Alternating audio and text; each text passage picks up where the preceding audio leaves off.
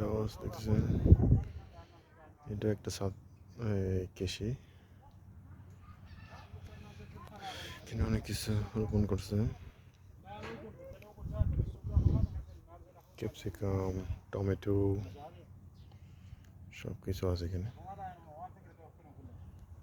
এখানে উপরে ছাদ দেওয়া হয়েছে জালি, চারোদিকে জালি, চারদিকে জালি দিয়ে এখানে ফুলকপি, বেগুন, টমেটো, তারপরে খাস পাতা, জারজির, সালাদ পাতা সবগুলো রোপণ করছে।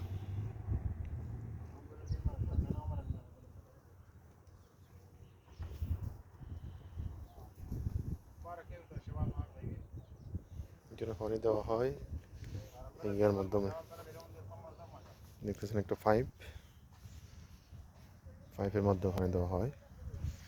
এগুলা উন্নত বিশ্বে যেরকম করা হয় ওইভাবে এখানে চাষ করা হয়।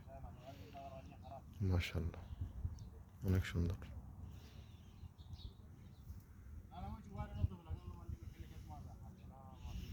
টমেটো দেখতেছেন ফুল আসতেছে।